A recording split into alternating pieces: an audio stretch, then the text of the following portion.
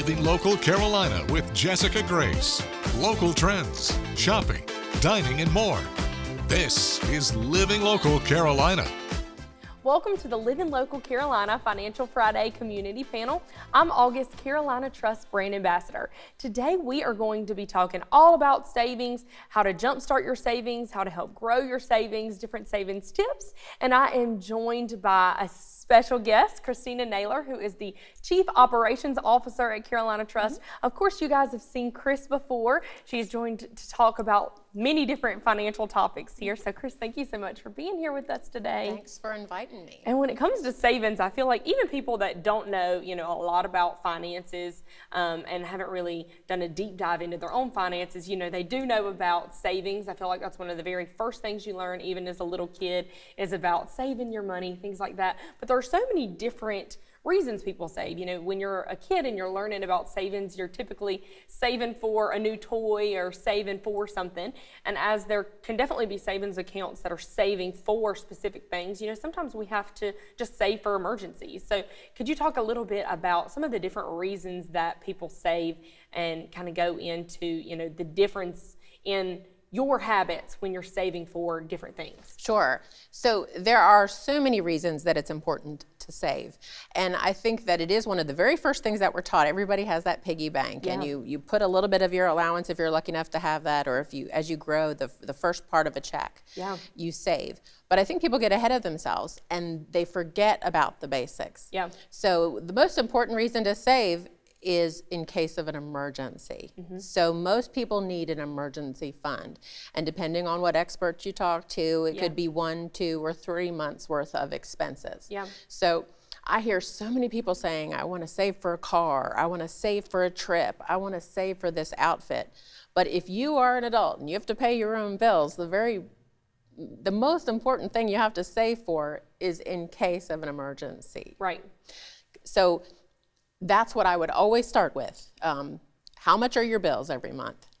Are you putting enough money out of a paycheck or any income you receive to take care of yourself if you couldn't work? I mean, we just went through a pandemic, and I think a lot of people learned the hard way that they did not have that basic savings down. For sure, and I think that's a perfect example to put it in is when you think of the pandemic, where there were so many people that had been in secure jobs and had always had that job security. I know people that had worked at a company for 30, 40 years, and then during the pandemic, something that none of us were expecting, went through layoffs, and if they didn't have that emergency savings set aside for a couple of months to be able to continue paying their bills, and providing for their family during those difficult times. I know, it made times more difficult when you're stressing about how am I going to pay this, but also stressing about how are you going to find new income. So exactly. So, and you may have to settle for something that you don't want to simply because you have to have food for your family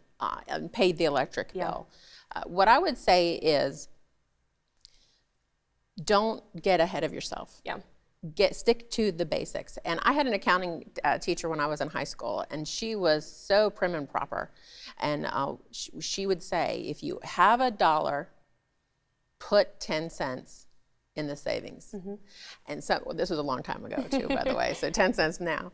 But so many people would say, what's 10 cents gonna get? Well, in 10 months you'll have $1, and you don't know how important $1 is until you need one and you don't have one. So you have to stick to the very basics and just put money away for the emergencies. And then you can actually move forward to a great trip.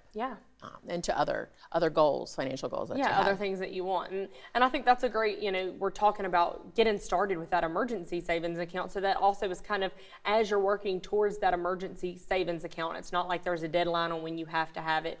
You're able to kind of reteach yourself the basics as you're building with the emergency savings account, so that when you're learning to save for long-term things, you kind of have all of that built in. And I loved how a minute ago you mentioned that, at times people may have to, if you don't have an emergency savings account, you may have to settle for things that you don't necessarily want because that's what you can afford.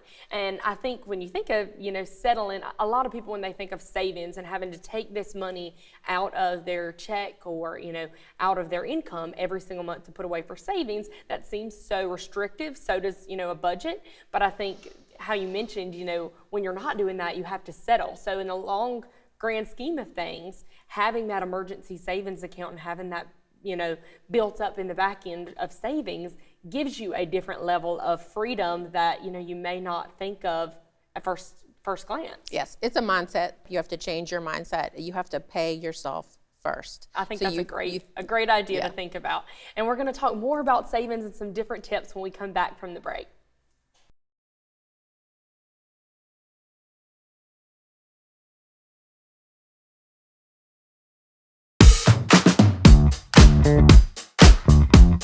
Welcome back to the Living Local Carolina Financial Friday Community Panel. In honor of America Saves Week, we are talking all about savings, and we're going to check out a former clip here at Living Local where I've done some thrift shopping to learn how we can save doing things we're already doing. Hey there, you're watching Living Local Carolina Financial Friday. I'm August, Carolina Trust Brand Ambassador. If you're like me this summer, you've got a jam-packed schedule, a closet full of clothes, but still nothing to wear. And as much as I love shopping local, sometimes it can get a bit expensive. Today we're here at our local Goodwill and we're gonna go inside and see if we can try to find some more affordable, trendy outfits. I'm gonna give you some different tips to shopping around Goodwills and thrift stores so that you can do this on your own. Let's go.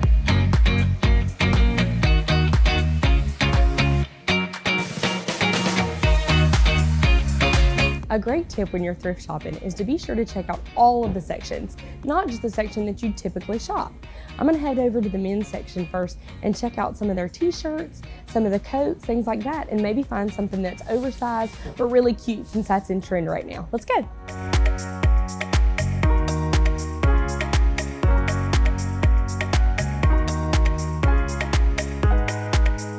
I feel like thrift stores and stuff like this are just like really big Forever 21s, you know what I mean? Like there's not multiples of each item, which can sometimes be a little bit overwhelming. But that's super cute. You could tie that up with like a pair of shorts. We'll see if we can make it work.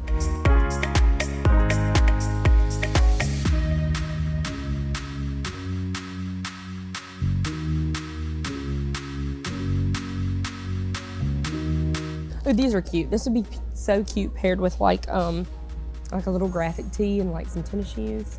So these are definitely going in the cart. Thrift stores and Goodwill, places like that, are the perfect place for young professionals to get work clothes.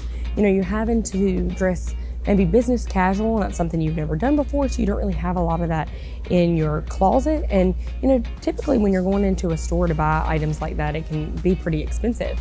But you can come here and get, you know, a couple of pairs of khaki pants, black, navy, whatever, and really stock up your closet quickly and then have a lot of cute different work outfits that you didn't have to pay a lot for.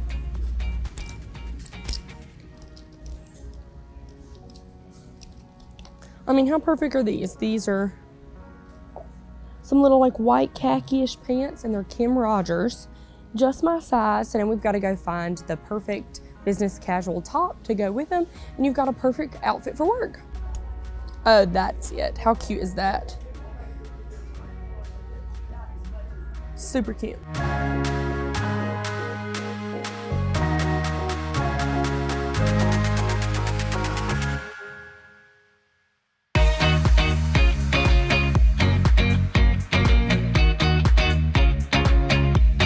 So we've grabbed our clothes and now we're heading home to piece together some outfits.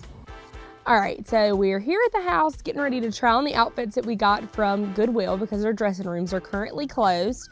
I got 2 work outfits and 2 casual outfits for around $40, which is great. Okay, so here's outfit number 1, which I absolutely love. The blazer is a little bit big, so I don't know if I really would have went with this had I been able to try it on in the store, but it's super cute, and I just paired it with a pair of shoes that I already have. And then on super hot days like this, you can totally take the blazer off and just wear the cute little tank top and the pleated skirt by itself, and it's just so cute and so flattering. And this whole outfit, minus the shoes, was only $10. How crazy is that? So here is outfit number 2. And I feel like this outfit is a little bit more business casual than the first. I will say I don't necessarily love the dress pants, so that is kind of the default of trying things on in the store as opposed to having to bring them home, but you can always exchange them. But I think this top is so fun. Okay, so this is my first casual outfit and I absolutely Love it. I paired it with some little kid tennis shoes that I already had. The t-shirt is so soft, and what we thought was a skirt is actually shorts. How fun is that? So now we've got our last outfit of the day, and I will say it really surprised me. I paired these cute vintage shorts with the little Mustang graphic tee, which is super in right now, with a pair of Keds that I already owned and this little black headband to make it just a little more girly. And of all the outfits we tried on today, I love 3 out of the 4, and I truly cannot wait to wear them out somewhere. I cannot believe that we were able to find all these things from Goodwill for under $40. Now that we've learned a little bit about thrifting, we'll be right back after the break.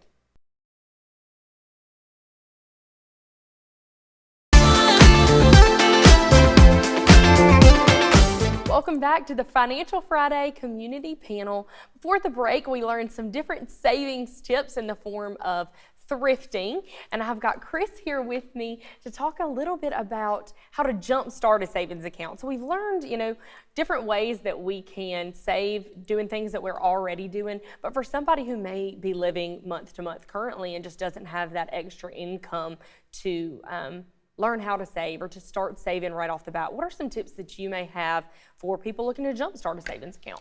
It's so difficult when you are living paycheck to paycheck to find that extra dollar, that extra $5, $10, or $50 a month to put away. So the first thing you have to do is actually set your budget and review items and what are your needs versus what are your wants. That's the hard part. And then you need to find a way to gamify it. Especially if you have children, you need to find a way to make it fun. You may be fooling yourself, but it's for a good cause. Right. So you have to set some goals, set some short-term goals, and reward yourself when you achieve them.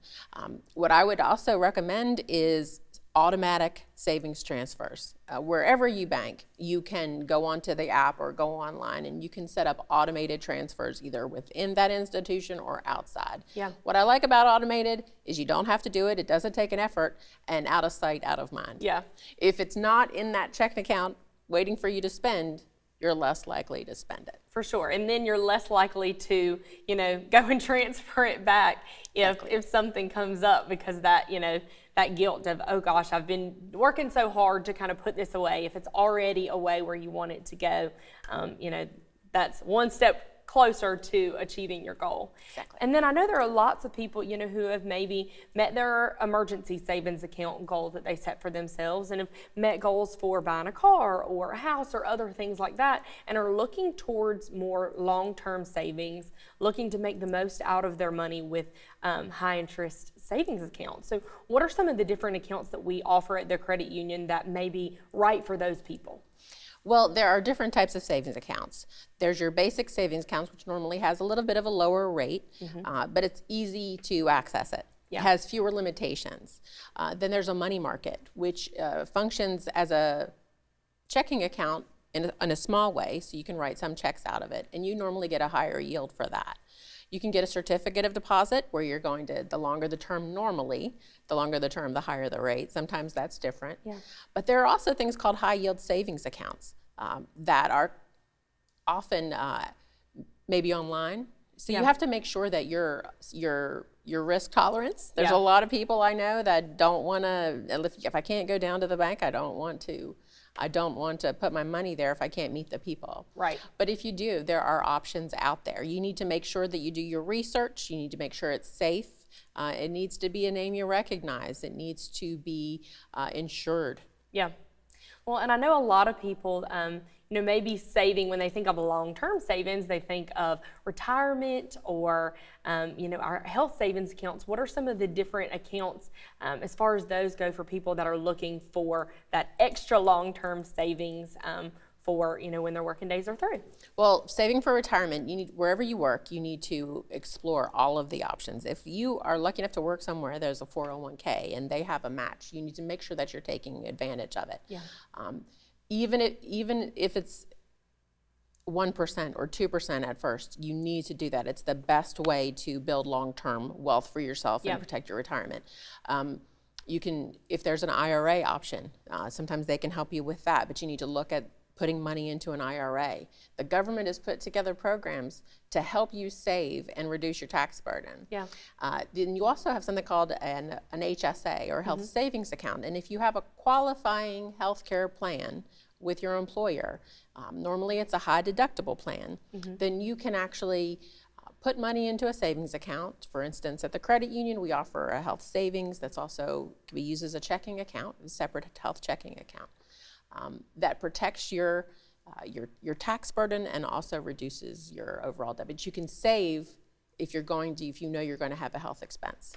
Which is a great option for, people that are having a health expense. And Chris, thank you so much for all of the advice that you've given us today. And thank you guys so much for tuning in to the February Living Local Carolina Financial Friday Community Panel. We'll see you next time.